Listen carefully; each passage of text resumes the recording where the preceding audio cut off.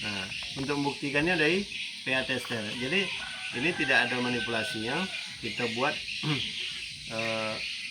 pH tester untuk membuktikan bahwa air itu layak dikonsumsi atau tidak. Nih, ini warnanya akan menentukan bahwa kondisi air itu seperti apa.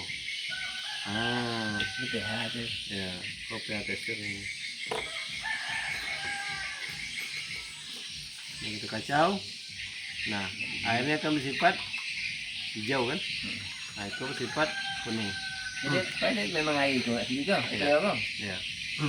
Nah, menurut pakar menyampaikan bahwa itu air kuning, itu kan kuning nampak kan? Iya. Atau gitu obat. Kan kuning dan itu hijau. Ya tak? Iya. Itu kuning, itu hijau.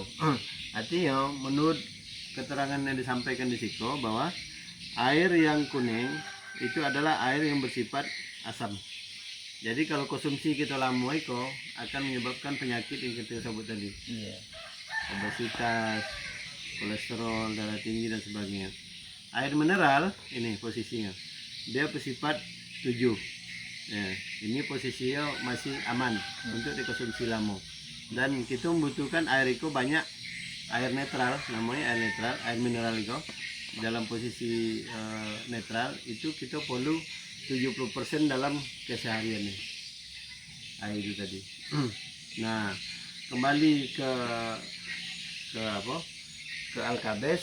Nah, supaya air asam ini menjadi air asam nih kan? Ini air asam nih kode. Kalau kita minum begitu aja. Nah, supaya air asam ini, air alkaleo ini menjadi air yang bersifat basah, itu harus masukkan inyo ke dalam Alkabes. Nah, ini kan. Nah, ikut. Ini tadi udah kita masukkan pH tester kan, kondisi airnya. Nah, kita masukkan satu air Alkabes ke dalamnya, dia akan bersifat ungu, basah jadi. Artinya apa? Air Cleo yang dasarnya ini adalah air yang asam, tapi ketika dikasih air Alkabes dia akan menjadi sifat basah, air yang menyehatkan.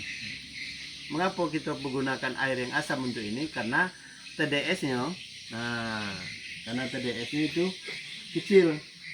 Jadi TDS kecil itu adalah partikel air. Kita tes partikel airnya, ini nol. Partikel air.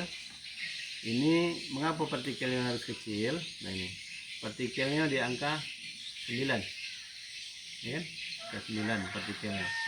Nah, ngapa di partikel kecil? Kalau partikelnya tinggi, itu akan menyebabkan lambung dan ginjal. Kalau kita konsumsi kolamo, ya kan? Kalau kita konsumsi air yang berpartikel tinggi, itu akan menyebabkan ginjal dan lambung. Nah, kita buktikan lagi mengapa kita tak dianjurkan untuk memakai air ini, air aqua ini di tetes Alkabes, karena ini berpotensi partikelnya tinggi. Nah, kita tes. Itu sebelum kita tes Alkabes, kita harus sampaikan itu juga kan. Ini udah punya 77 partikel. Banyak. Nah, TDS-nya 77. Nah, itu. Nah, itu tadi udah kita campur Alkabes, kita buktikan bahwa partikel air akan naik. Nah, partikel airnya naik, nih buktinya. Apa? Itu akan lebih menjadi partikelnya naik dari air sebelumnya.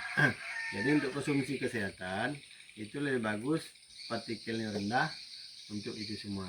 Nah, membuktikan lagi bagaimana air ini, air yang kita minum itu. Nah, inilah kondisi yang kita tengok dalam keseharian. Diibaratkan tubuh kita seperti itu. Kotoran yang ada di badan kita itu, di usus kita seperti itu. Nah, ketika kita campur air ini dengan Alkabes, satu tetes saja, itu akan menjadikan bersih kondisinya.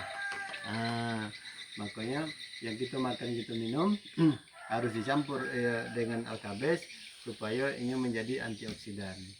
Itu bukan untuk minum segelas gitu doh, minum dalam sehari.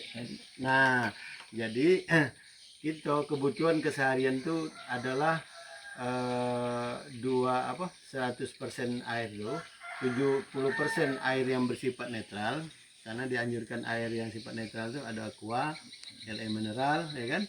Nah, kita minum seperti itu. Nah, 30%-nya kita ambil air yang di mineral, itu air Cleo. Nah, 30% itu lebih kurang 3 gelas iko. 3 gelas untuk tahapan penyembuhan, ya kan? 1 tetes kita minum nanti pagi sebelum, pokoknya pas jago subuh, ya kan? Kita ambil air Cleo, masukkan 1 gelas, kita teteskan sedikit ya. Jangan kuat, kalau banyak itu nanti habis pipa itu. Ini kan tak selalu takut lah. Selalu takut kan tetes ya. Terlalu kuat tetes, tak bisa. Banyak. Nah, nanti siang ambil lagi 1 gelas, masukkan lagi 1 tetes. 30 menit sebelum makan siang.